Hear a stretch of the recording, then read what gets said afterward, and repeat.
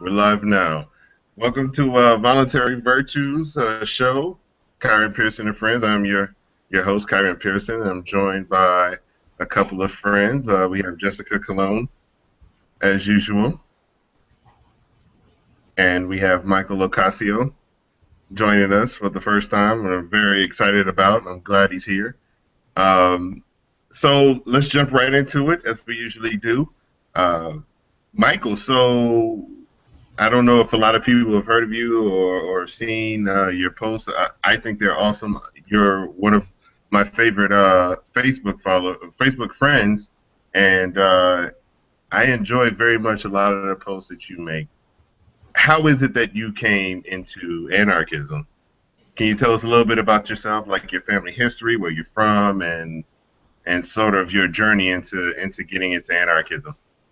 Definitely. I mean, my story is pretty similar to similar, a lot of minorities. My mom's African American. My dad is of Puerto Rican descent. Um, so growing up, I've seen a lot of things that kind of etch some things in my mind. People getting arrested. I've been exposed to, crack, heroin, all that stuff in my family. Heavy alcoholism. I've seen my dad get locked up, and I've seen the cops, just the way how they handle people at a very young age, and I've always questioned things, and that also goes for my religious background as well. I've always been either an atheist or agnostic at some point from when I was like 4 years old, and I remember even walking in church, I'm like, how is it that this is happening in front of me? I felt like people were so brainwashed by these things, um, but it's hard because like you feel like you're alone. And for me, I knew that I couldn't really talk to anybody about it because I always get scrutinized or um, people would talk shit about it. It was a tough thing for me. So you know, I would say probably in my teens I started getting into to politics a little bit more. I became a heavy liberal. I was all about the liberal movement. Following John Kerry and Bill Clinton at the time before, and I started to see the stuff for what it was. As people shared their independent news articles and just reading stuff from bloggers, and things started coming together, after 9/11 and all that stuff just kind of, I started putting two and two together. I'm like, I'm not the only one that has this same mindset. But even then, like, come Obama, I'm still thinking to myself, there's still hope. We got a, potential black president. I voted for him twice. The second time around, it was like, I knew it was BS, but I still did it anyway, blindly. Um, after that point, it was kind of like, you know what, I'm done. Like, I see it for what it is. I see the police brutality. I see the way people of my background get treated. Just from growing up and seeing it for years and years. Um, Luckily, my mom, she got out of. I grew up in Mattapan, Boston, so I've seen the worst things you can only imagine. We ended up moving to Cambridge, and luckily I had a decent education, much better than Boston at least. So I was exposed to more political things, and I've managed to meet more people that shared similar ideas. So this kind of formed my mindset now, and even coming across Kieran and other people, uh, other friends in high school. Just we always debated each other and went on and on. But I kind of just told myself about a year ago, I'm done. Like there has to be something else. And then I started seeing your post, Karen, about voluntarism, anarchism, and I started reading more into it. And it's funny because people will call you crazy, and I'm like, I don't know, man. I'm like, he's onto something. So I kept going into it. I'm like, I kept reading, and just like picking up more stories and just following things. Like I've known about like Earth ships and green living and all these great things. I'm like, it all just kind of came together at the same time. And this year has been pretty good as far as just freeing my mind from just the shackles of um, statism and such. So I've been going heavy and just dropping knowledge, trying to share as many posts as I can. I'm still very new to it, so I'm not as well educated as others, but I still try to learn every single day and at least try to share with people. And the fact that I have people in my family questioning it too, it's definitely remarkable. I got a few haters now, so that's interesting. This is a very new thing, so I would say at this point I'm definitely not going back. So it's gonna be interesting when voting season comes up again, because people are gonna ask me who you voting for. I'm just gonna be like, you don't want to know my my side of the story, man. So I don't know. It's I just want to live a better life for myself and for my family. I have a daughter, and I'm gonna have to teach her all these things when she grows up too. So I always talk to Kieran about this, but the next challenge is the family. Is like how do you break down those barriers, because those are the ones that they care about you and they want the best for you, but at the same time they're still going to challenge your ideas, your whatever. So Yeah, that's kind of where I'm at now. you did talk about family. That's often a question I ask many uh, guests that we have on voluntary virtues is how many members in your family call themselves anarchists or voluntarists, and how well have you been able to spread the message amongst your family? Because we all have these sort of relationships with people that are very topical, whereas we have these kinships, these family members who we see sometimes on a daily basis, and who we could actually have a actual effect on their stance and their understanding of anarchism and what true liberty is, and create change that way. And so I think it's very important what it is that you're doing with your family members, as well as yourself and your daughter, most importantly. I know I've shared some links with you about peaceful parenting and the like. And I remember you were telling me a story about you and your wife, and how uh, you all are transitioning into this, and sort of getting your daughter used to the fact that you all aren't going to hit her anymore. Right. Yep. And Um, would you like to speak on that to that? yeah. It's interesting because coming from African American and Puerto Rican background, I was exposed to um, hitting. I mean, my mom, she wasn't really that abusive, but she's occasionally she would do it. It wasn't like I'm gonna go out in the back and get a switch, and do what you got to do. For me, it was more timeouts and taking things away. So I see both parts of it. I've seen my own cousins and family members, getting abused, and it's never done good for them. I mean, I can share stories about them, and a lot of them ended up in prison. A lot of them are also abusive in their own lives. So it's definitely had a very negative impact on their lives, and I can see the difference. And I always preach, you shouldn't. It's a tough thing, because people are so ingrained on wanting to, like, they think like this idea of like hitting people is going to do something better for them. You're going to get instant results, but long term it's not going to be good for anybody. So One, go ahead. one of my favorite quotes is, if spanking helped or would change anything, then surely by now we should have world peace. Oh yeah. You know, um, would you like to talk about sort of how your daughter is transitioning into this, and a little bit about like your awakening, and speaking with your significant other about sort of this transition, this philosophical transition that you're having, and bringing her along with it as Oh yeah. well? It's let's just say, my daughter, she's going to be 5 years old, so at some point she was spanked. I'm not going to front and say it didn't happen.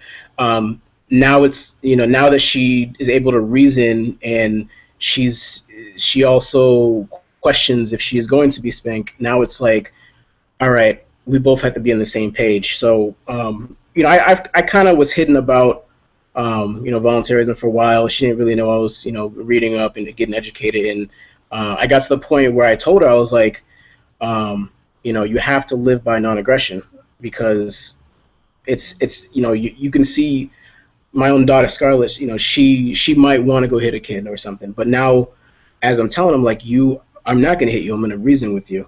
And I don't totally believe in timeouts, but I think that occasionally you might have to cool off, just go sit down for a second. She'll come back. We'll analyze what happens and just talk things through. It's a challenge. I mean, it's a lot harder, but you're opening up, having your kids question everything, and they should question you too, regardless. Hmm. You shouldn't be an authority figure over your own kid. Granted, you are their parent, and they should look up to you and see you in a positive light. So it's a challenge, and it's new. It's brand new. I just told my girl about volunteerism maybe about a month and a half ago. So she's learning about it. She's looking at my posts every single day. She's following some stuff. So it's just we're trying to transition our entire life into this type of lifestyle. No, that's amazing. That's amazing. I think that is. I think your words and your experiences are going to be great for a lot of people, and help them along the way as well. And I urge you to come on and maybe make updates about certain things that have happened that you thought were remarkable. And as far as just your daughter is concerned, as far as your significant other is concerned, and even family members, I think it's always great to have these conversations and have them sort of be anecdotal and a way for other people to learn from your experiences of the transition that you're going through yourself, who is very new to anarchism and voluntarism. I myself am pretty new. I've about 4 years now, maybe about 3.5, in which I've been actually calling myself an anarchist. Um, it took a lot of research, a lot of reading, a lot of video watching on YouTube, but I got it. I came to understand what all of this was, and I had all the questions that everyone else had about, what about this? What if this happens? Or what if that? And then I ultimately came to the understanding that it's not about what if everybody else. It's about you. It's about your understanding and how you control yourself, and not about controlling anyone else. Um, so I like to. Also too, I was curious about sort of your atheism, and you saying that you were atheist since you were 4. Do you think that had allowed you sort of the ability to be able to see politics for what they are? Oh, definitely. The minute you start to question anything, anything's possible. Um, it was very hard going to church and just seeing go. Initially, I was brought up Catholic, and it didn't last very long. I wasn't really into it. It was my older sister. She was baptized and all that stuff, and I was kind of just like the little kid that came in. I'm just like looking around, like, look at all this goofy stuff hanging on the walls, Jesus hanging there, and I'm just like, what? Like, what is? And nobody put it in my head. I didn't have another atheist to share this with me. It's very difficult to call myself an atheist in front of people too. Like, most of my family's Christian. It's I try to hide it. I don't, but nowadays I'm kind of just like, whatever. I don't care anymore. Like, you're gonna hear my side of the story. I've had 31 years, of living a certain way. That's it. I'm done. Like, you're gonna hear my side. The reason, that's the reason why I say I was also agnostic at one point is I'm not gonna accept just any side of things. Like, I always like to hear everybody's point of view. Um, it's difficult. Like, I've never accepted any religion into my life, so it's definitely made questioning the government much easier. And it keeps my head clear, but it's also very frustrating that I feel like as a person I can't do anything about it to undo what the state has done to us. Right. It's so interesting that I myself kind of came into anarchism through trying to become a better atheist, a smarter atheist, and having debates and conversations with other atheists. and often have found them to be some of the most dogmatic and just, you know, unwilling to change their views on anything. And it's quite interesting that, you know, they're able to see the BS in one aspect of their life, but completely negated in another one, as in insofar as it relates to statism. Um, so I'd like to thank you for joining us, and thank you for that, you know, introduction about yourself, and sharing that with my audience. And hopefully, you know, you will come back and be here as much as you want and join us as much as you want. You're always welcome to join us any episode, every episode. And I hope that, you know, you become a permanent fixture on the show as well. Definitely, I'm glad to be here, and you know, it's been an honor just, you know, being able to also watch the previous videos as well as be on this one, and you know, I hope to be here every single week. All right, cool, perfect, perfect. That's what I like to hear. So we're gonna hold you to that. Jessica. So I want to start off first by letting Michael know you do have a question. I'm not sure if you want to address it now or later. So this is on YouTube. Jason Torrey asked, how did he come to recognize God or the lack thereof at 4? You should, I don't know, I think if you want to address it now, since, you know, you just kind of explained your journey a little bit. Now, hold on. Let me give you some context here. Now, Jason Torrey is a really good friend of mine. He's basically my brother. We went to college together in Atlanta, and I've known him for years and years. So shout out to Jason Torrey. Thank you for watching the show. Go ahead, Michael. Okay, so the question was a lack of God. Was that it? How did he come to recognize God or the lack thereof at 4? Honestly, I couldn't tell you. I mean, it was just I didn't get caught up into the you know, Michael, you should believe in God, you should pray. I remember when I was a little kid and people trying to make me pray at bed at night. They try to get me to confess for sins and those type of things, and I never bought into it. I'm just like what? Like, what does this even mean? And you know, at that time, I was also a little vocal about it. I was, you know, I was young, but it was just like I don't believe in this. And it got to the point where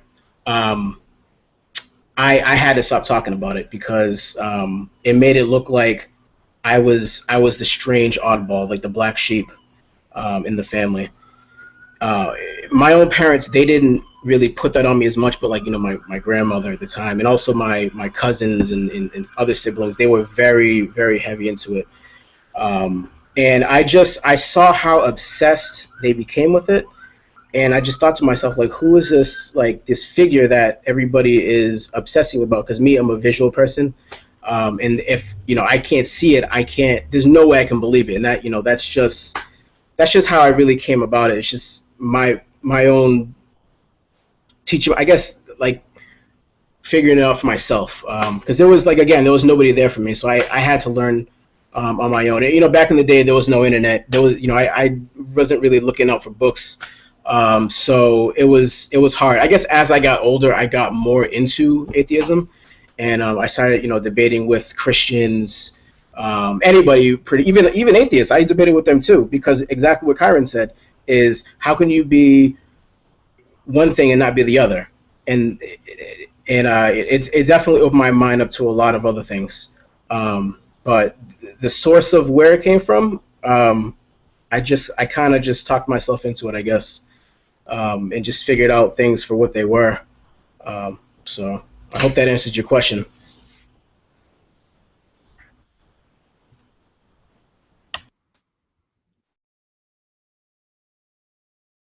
I did mute up. So I don't see if I didn't check the YouTube channel to see if okay, that's the last question. Perfect. So I guess we're gonna transition into talking about I wanted to talk about the NAP a little bit, the non-aggression principle.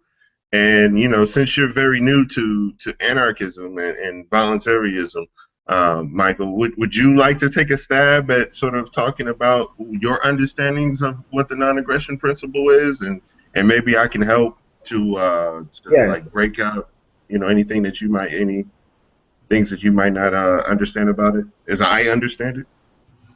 definitely. From my understanding, reading the amount I could, to me, it's you do not try to force yourself upon anybody. You're not expressing violence, trying to get to obtain something. So for me, any interaction I have is completely peaceful with everybody. Granted, there are situations where there might be even self-defense, and I'm gonna have to defend myself. But I won't be the person starting a situation. And it doesn't even have to be physical. It's really anything. It's even in conversation, I'm not gonna be the one to bully somebody or express anger towards them for gain. A good example of that yesterday. It's very interesting. A lot of my family members, they're associated with gangs, etc. I'm not going to go into details. A lot of past stuff, and they're very deep into keeping family tight. So there was a occurrence yesterday. Something happened with a guy. I asked him about a fish, and he was cooking it on the grill.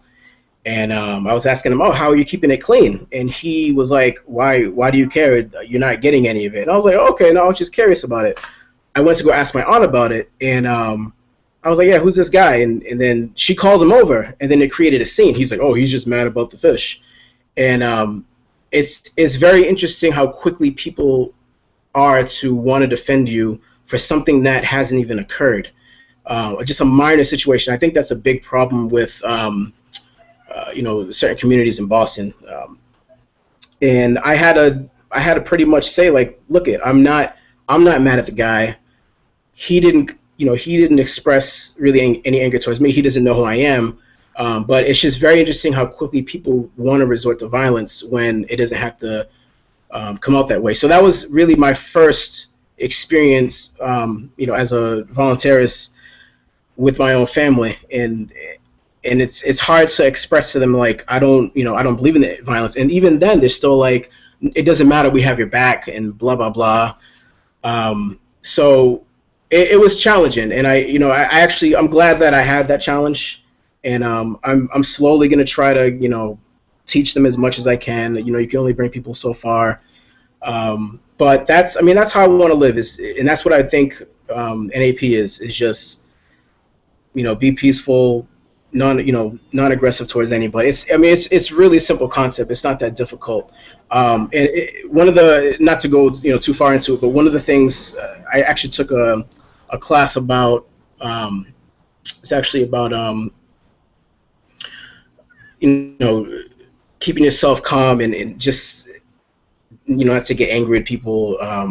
And one of the things that they talk about is negative self-talk. And whoever has gone through those type of classes, it really starts from there. And once you take that out of your head and you start to you think about four things you're going to say before you say it, you can definitely lead into a more peaceful conversation. And that applies to anything. It applies to your family, it applies to your spouse, it applies to the kids, coworkers, anybody. You go on and on. So that's at least my understanding of it. Please fill in if I missed anything, or if you want to add on to that. All right. Dana Ruff has a question for you. We're going to get to that, and I'll answer sort of maybe some gaps that were there in what it is that you said. But basically, you hit the nail on the head by saying that the non-aggression principle is not using the initiation, the beginning of force, initiating the force, starting the force, or coercion to get people to do what it is that you want them to do in order to gain from that interaction, and take advantage of that person. Fraud can be included into the initiation of force. A lot of people don't understand that is something that is included in the initiation of force. They think it's only physical violence or physical force. And when I say violence, I mean the initiation of force. Shooting someone in self-defense, albeit violent, isn't violence. It falls under what I understand to be the initiation of force. So there's a difference between self-defense and the initiation of force, because you didn't initiate the force. You're only merely defending yourself from the force that has been created, and so it's perfectly fine to defend yourself and use force and coercion to defend yourself. Again, you're not initiating the force. You're just merely defending yourself with force. So there's a distinction there, and the distinction being the key word, initiation. What else is a very important aspect of the non-aggression principle? Yeah, if anybody has any questions about it, please feel free to inbox in the chat in the convo. But to get to Dana Ruff's question, he wanted to know, when you decided not to spank your child, was it met with resistance?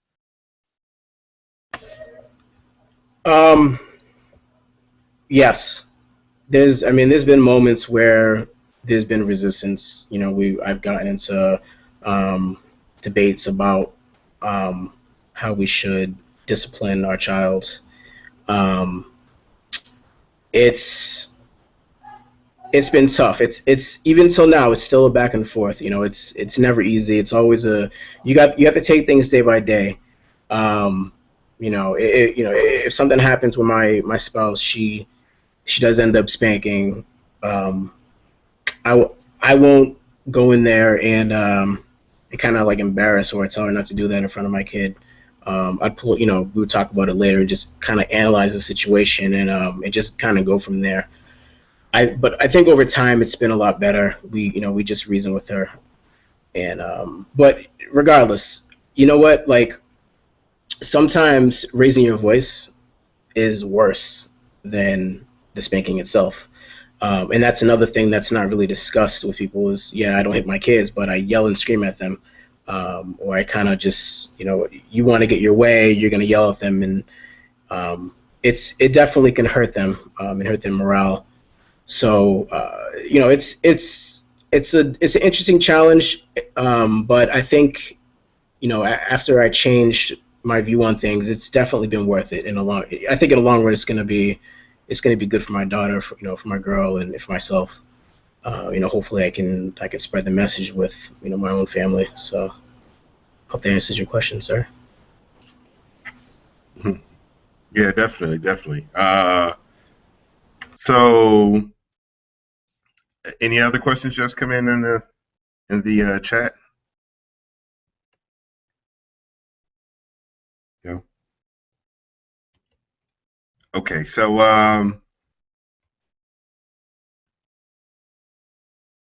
yeah, the next topic at hand. There was a young man who was convicted of killing for the murder of a police dog. I don't know if you can really call it murder. For shooting and killing a police dog during a home invasion in Florida. He was sentenced to 23 years in prison. And for home invasion, for discharging a weapon in an occupied residence, and what were the other charges? One second. So this time around, the charge was robbery and murder of a law enforcement officer. He has a previous record of breaking and entering. From what I can tell, nothing violent. There was a mention of lewd molestation. So that can mean anything. That can mean him, I don't know, jerking off in public. That can mean him having sex with somebody his age. I have no idea what that means. But I didn't read anything else as far as what his record is. That's the only thing that was listed in the articles that I read. Okay, so from what I got, he shot a dog, I think, as he was doing a home invasion. Uh,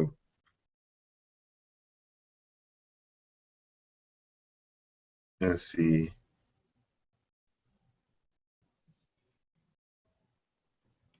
One thing I want to focus on as far as this goes that I think is really important is when he committed these crimes, he was a minor. Uh, they decided to sentence him as an adult, even though he was a minor when the crimes actually happened. And I'm gonna find the particular paragraph about this, but apparently it was, I think, the DA actually. I'm not sure, but somebody in the court recommended that he get sentenced as a minor, and the judge said no because of his previous record, and decided to sentence him as an adult.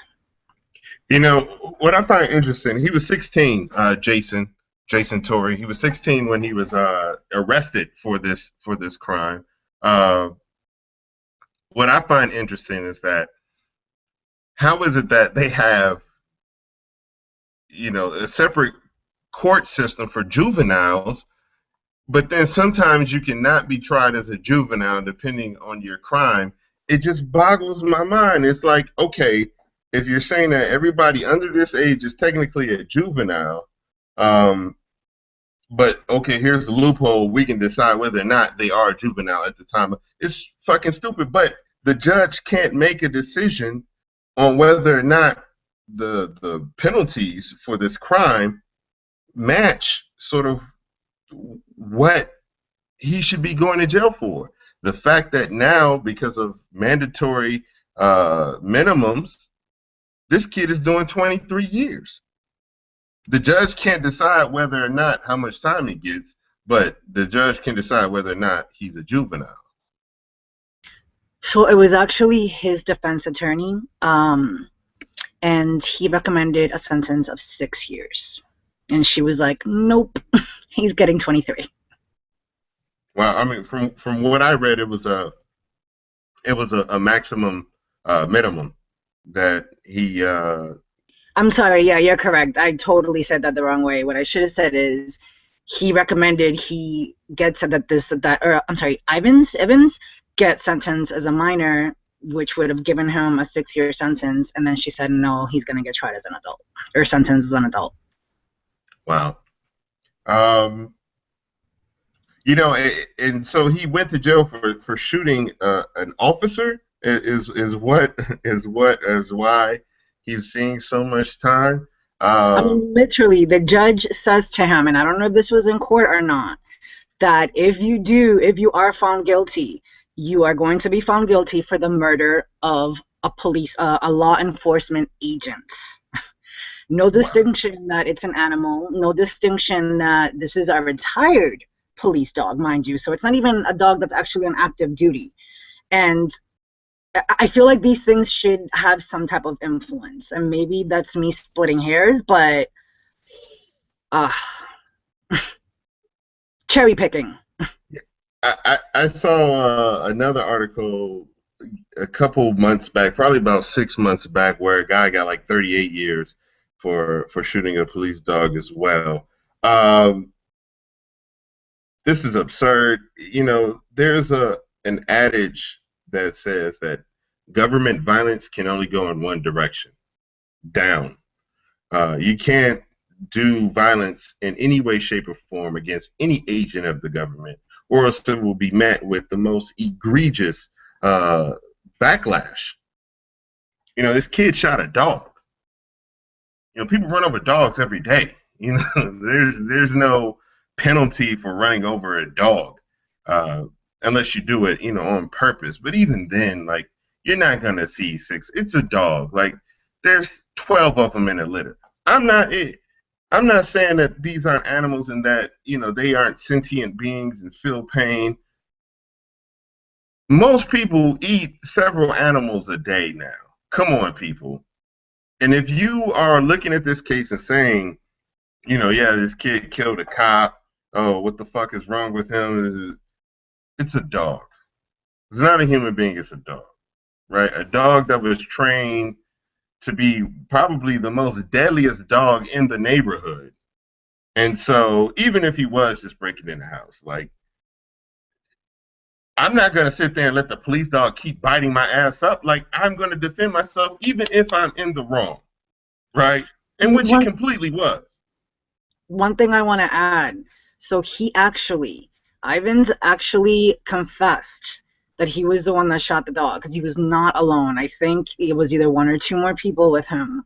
And it was a mystery who actually killed the dog. And this young man owned up to it. And this is what's happening to him now. Well, I guess this goes to show, never snitch, never tell on yourself when it comes to anything to do with police, or always leave a reasonable doubt. Like, it could have been that you could have made up the story that somebody was shooting through the window and hit the dog. You don't know. Never confess to anything when it comes to the state. Don't say anything to police. Never admit to anything, because I've seen crazy cases where people end up doing years and years in prison for saying the wrong thing. They can twist your words up like a blunt, and you'll be smoked for years. And it just don't say anything to police. I've heard lawyers say this. There's YouTube videos of lawyers saying, don't talk to police. I'm a lawyer. I know the law in and out. I'm a criminal, defense attorney. I will never talk to the police, ever. And so this is probably one of the lessons to be learned from this. Don't talk to police. Yeah. So what else about this case is kind of did it catch anything for you, Michael? Has anything? Yeah, talking about the animals, I completely agree with you. I mean, I'm not against, animals at all. I believe that, just like you say, we plates and plates eat animals every single day. Um, he didn't know the dog was an officer. Regardless, he's defending himself. However, situation he's in. There's even been videos of cops shooting dogs in plain sight in front of their owners, and nothing happens. It's just whatever. You got to bury your dog. I'm sure they don't pay for it, and it's completely unfair. I think that sentence is very steep. I think that there's other ways to get justice. 20 plus years. Come on, that's just a bit absurd. And I agree with you. Say just do not talk to the cops. Whatever. If you have to get a lawyer, get a lawyer. Even then, they're all on the same team. It's very difficult. Watch out for the plea deals, because even those can screw you over too. It's a tough situation, and no matter how you look at it, you're screwed. But I definitely think that the life of a dog is not as great as a human being, and you can see murders every single day with humans, and they don't even get these type of sentences. So it's just very interesting how they got to this particular sentence in the end. Yeah, I look at this situation and I think, let's look at it from a financial standpoint, right? At $40,000 a year to lock someone up, this kid is going to cost taxpayers about $900,000, right? To be locked up over the course of say 22 years. Should he have to do the full 22 years? Who knows? He might be able to get out at halfway through on good behavior, in 11, 12 years on good behavior, right? But at a cost of $1 million, how much money could this kid have earned during this time period? How much money could this kid have paid back in retribution for the dog, who was probably worth a lot, considering that he was taught to sniff drugs? But like, if drugs weren't illegal, like, how important would that training be? Well, let's say he was taught to be an attack dog, and maybe a bomb detecting dog, right? Or, you know, a search and rescue dog. That would have a lot of value for it. So you have to pay for the training, the cost of the dog, you know, whatever the value, double the value of what it costs to, you know, repair the locks, and, you know, the damages caused by shooting an arm in someone's home, and maybe some pain and suffering money, right? Let's say that the total of that came out to $200,000. This kid could pay that off in the course of 20 years with, you know, at a rate of $10,000 a year, if he was out, earning a living. Why should taxpayers have to pay to keep this kid locked up for something that the kid did? The taxpayers didn't do it. You didn't do it. Why am I having to pay to keep this kid locked up? Why should anyone have to pay to keep this kid locked up, other than the kid himself? And so this is where sort of statism in the prison industrial complex sort of are highlighted, because they're making money hand over fist, keep giving people exorbitant, sentences, because it pays to keep people locked up. So, Jessica, anything you want to add to So that? I just wanted to say, you know, it's always astounding to me how these judges make these decisions. So here we have a dog who's probably on the older side. I'm not sure if they even mentioned the age of the dog, but if he's retired, I'm going to assume the dog is at least 7 years old, at least. So this is an old dog who has lived a full life. Granted, obviously something is wrong with this young man because he does have a history. But why that history is factual, that's a whole separate conversation. Anyways, so you have this young man who has his whole life ahead of him, who with help from whoever could possibly turn his life around. And instead of giving him a chance, this judge decides to not only try him as an adult, but include all of the crimes that he had previously committed and have that influence her decision into trying him as an adult. When those past crimes, that's said and done. He's already tried. He already did whatever time he had to serve. I know for one of them, he just got probation. He had to wear an ankle bracelet. But it's like, when do we separate with people who have a criminal history? When does their past stop influencing how they're treated in the future, especially for young people who have given the proper opportunities and chances, have so much potential to change their lives and to turn around? And if you read the article, I'll post a link in our private chat, but he actually expresses remorse. He's like, I'm not the monster these people are making me out to be. This is not who I am. I have certain issues with alcohol and etc. So he's very cognizant of the fact that he's not, something is wrong with him, and that's a cry for help, in my opinion. When somebody says something like that and they're willing to admit, I'm the one that shot the dog, something is wrong with me. This is the person you're claiming I am, that's not who I am. This is somebody who has a conscience. This is somebody who cares. Psychopaths don't care, even at that age. So how is it that a person who has, quote unquote, the power of justice in her hands decides that this is justice, that this is fair, to take a 16-year-old kid and ruin his life because he shot an old-ass dog? And look, anybody who follows me on Facebook knows that I am obsessed with animals. I mean, to me, their lives are almost as important as humans. But this is bullshit. There's no way in hell a 16-year-old boy should spend the best years, his youth, the years where he should be given chances to develop and be who he is, in a prison cell because he killed a fucking dog. And actually, Nick, in the YouTube chat, said something that's perfect. Dogs cannot be law enforcement officers because they can't arrest anybody on their own. I mean, that's not exactly how he worded it. I'll read the comment right now. Dogs are great and dogs are awesome, but they cannot enforce or cannot investigate crimes. A dog cannot be a law enforcement officer. That right there, that's the truth. So how is it that a dog who is basically almost expired has more value than a young man?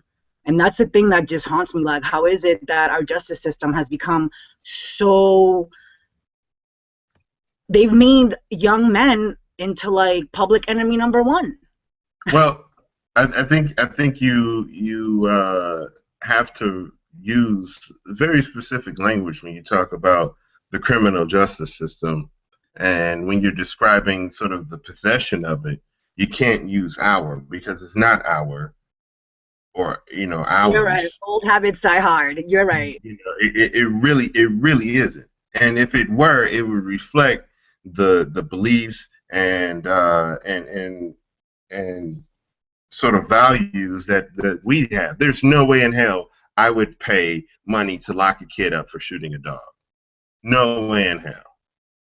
Or for breaking and entering, or for stealing crap. I mean, come on. Now, there is, on the article that I read, I actually kind of missed this, but there is a battery charge, which I'm going to assume is probably a fight or something. They don't even give any details as to what these past crimes are. And that's another thing that really bothers me. It's just like this obsession with, oh, he killed a cop, so his life is worthless. I mean, this is literally the message that's being sent out. And just like Michael said, cops can kill dogs every day and get away with it. And I mean, most dog shooting cops are just straight up cruelty. There's absolutely no necessity for it. None. And they get away with it. So here we are again seeing yet another story that basically says, well, if you're a cop, your life is worth more than the people that pay your fucking salary. So we're going to move on to the next topic in the list. You posted an article about the water shutoffs in Detroit, and I saw in the article it mentioned something about Orwell. Did you want to maybe read a little bit of the article intro and maybe talk a little bit about what the article was saying? Sure. Just give me a couple of seconds to just, pick out, because there is one paragraph that I think would be perfect, but I just have to find it. Just give me a All couple right. of seconds, please.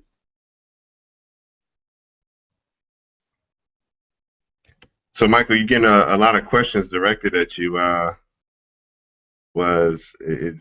glad that a lot of people were listening, and they really have related to, I guess, your endeavors in becoming an anarchist and voluntarist. So again, I'd like to thank you for joining and being here, and I hope you come again next week and every other week. We have this show because it is called Kieran, Pearson, and Friends, and so I need at least one more person to make it a Friends show. Definitely, I'll try my best to make it. I do have the family situation going on. I told myself, like, you know what, it's been weeks and weeks and weeks. I got to show up at least once. Right. I'm going to try and make an honest effort to be here to support you guys. I think this is a fantastic cause. I think that what we talk about should be on the air and talked about more and more, and all of our stuff shared, all of our stories. And I think that there's a lot of people out there that kind of know what non-aggression is, but they don't really have the framework to put around them to call it a voluntarist or anarchist. And I think that the more of the stuff that comes out and the more of the stuff that gets on the air and recorded, we can share with people and kind of just get them to better themselves, and hopefully also share that as well. I mean, that's ultimately my goal, is just awareness for people, and it just sharing that there's better ways of living, and it's a prosper as a person, and just to be happy in the end. This is really all it comes down to. Okay, perfect. You ready, Jess? I am. Okay. So the most famous quote in Orwell's allegorical novel, they're talking about Animal Farm. All animals are equal, but some animals are more equal than others. Brings the reality of DWSD's disgraceful action to light more than anything else. It fosters the idea that Detroit's water officials believe that certain people need to pay up quickly and others can take their time to pay when it's convenient to do, or after they are publicly shamed to address their delinquency. So I think the paragraph is directly speaking to the fact that I believe in certain areas of Detroit where more affluent people live, they're kind of getting more breaks as far as when they can pay their bills, etc. And those the have-nots are basically asked out. There's another story that I wanted to link, but I can't find it right now, that was talking about this older woman who I believe is in her 90s and is basically bedridden, and her water got shut off. So the person that takes care of her can't even bathe her. So now she's getting bed sores because she has no access to water.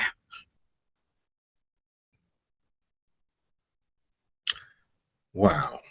Wow. Yeah. You know, go ahead. One thing I just want to add, a lot of this seems very similar to Katrina. No, I was just saying that, you guys hear me? Yes, yes, yes.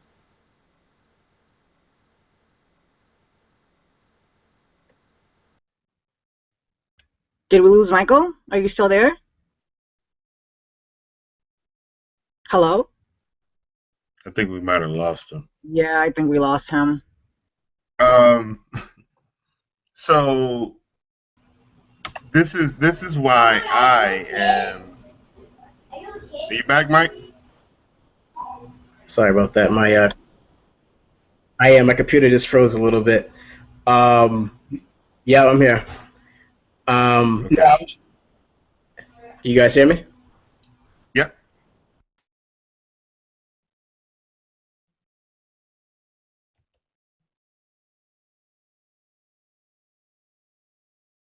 Yeah, we can hear Yeah, you I'm here. still. Okay.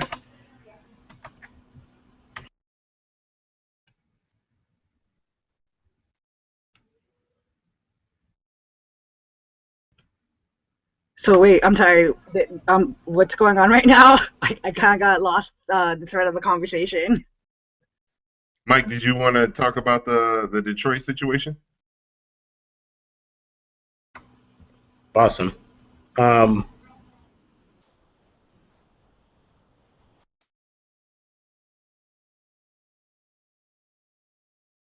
All right, so we definitely lost Mike this time. I'll address the Detroit situation. Uh, this is why I am pro airships, pro living off the grid, pro independence, true independence, being able to provide your own food, water, shelter for yourself, for your family. Depending on the state, depending on companies and corporations, to do so is haphazard at best. Uh, Unfortunately, we live in a context in which building something like, say, an earthship in an urban complex or collecting your own rainwater in certain places is illegal. You can't store your own water on your own land, and because of that, you run into these incidences where they're able to shut off your water. Which is a fundamental human right.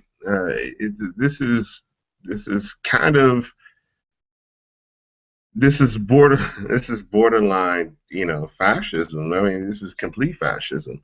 Uh, I think people should realize that, oh, it's just in Detroit. No, this can happen anywhere, and probably because it has happened in Detroit, they set a precedent, and they'll probably start doing it in a whole bunch of other places as well. I mean, and some of the water bills that people are getting are ridiculous and exorbitant. Like, it rains every day. Like, it just rained today where I am. And in a short period of time, I'm sure it rained enough for you to fill up, a huge 10,000 gallon drum at least a quarter of the way. And, imagine if you had two or three of those, you'd have plenty of water. And even with the snow melt, runoff, everything, like you'd be fine in a place like Massachusetts where it rains and precipitates a lot. And you wouldn't have to spend out $1 on water getting pumped into your home. But you, unfortunately, do not know that you live in a context in which government will not let you do that.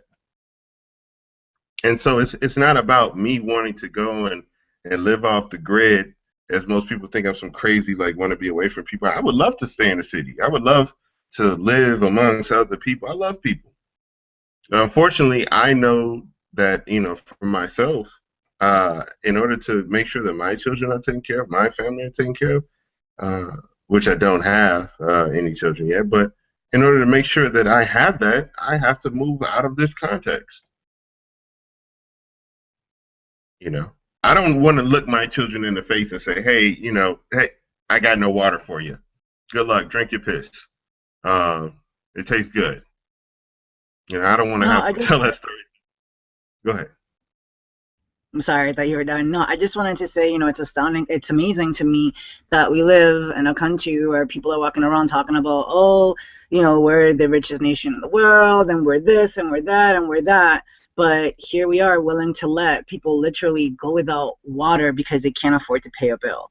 And guaranteed, I don't own property, so I don't really know what water bills look like.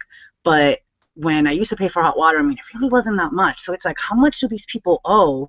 Again, it comes down to I guess morals and ethics. I'm not sure, but how do these people with any kind of conscience decide, yeah, we're just gonna cut off everybody's water, which is basically life. If you don't drink water, you die. So in essence, they're assigning these people to die a very slow death. How are these people not getting arrested? How are these people not being held accountable for putting such a large percentage of the population at risk of disease, of malnutrition? I mean, the list goes on. How can this happen? I mean, I know that's a stupid question to ask, but I can't. That's all I have. Every time I read the stories, I'm just like, how is this happening? Specifically in this country. How? Michael, you get the final word on this. Sure. Yeah, I cut out a little bit, so I'm just gonna kind of just go over what I was saying before. This just kind of reminds me of Katrina, and how FEMA had to step in, and it was just a huge mess. And it's just very interesting that you're not really seeing the same type of level of assistance from the government. Granted, they didn't really do much at that time anyway. It's just very interesting how they separate state from the federals, and at the end of the day, the people still get screwed over, and nothing really happens. And I just think that just like what you said, if you had the means to collect your own water, you wouldn't even need the state to help you with that, or you shouldn't even have to pay for water for all I'm concerned. So it's just very interesting. It's just it sucks that people are in these situations where they can't take care of themselves and they don't really know any better. That's literally just what they know, and it's god awful. It's terrible. There's times I want to go in there and I'm like, all right, let's do something. Let's get these people to rebuild and think differently. But this is where we are now. Yeah. I often am reminded of Michael C. Rupert, the late Michael C. Rupert, who killed himself trying to get the world to see the world as he saw it, as it actually is. He's the guy who who was the feature in a documentary called Collapse. If you haven't seen it, please check it out. But he has a line, and he says, if you're in a Titanic and it's sinking, do you spend your time trying to convince the people who don't believe it's sinking that it is indeed sinking, or do you work with the people that know it's sinking on how you're going to get out of this situation? Whether or not you do, what approach you decide to take is perfectly fine and honorable either way it goes. But that's our show for this week. Thank you all for joining us here on Kieran, Pearson and Friends on the Voluntary Virtues Network. I hope you all have a great week, and we'll see you again next Monday, 8:30 to 9:30. Thank you much. Say goodbye, guests. Friends. Later. All right. Let me see if I can get this call ended. This is weird. I'm pressing all types of buttons here. Let's close this in and start.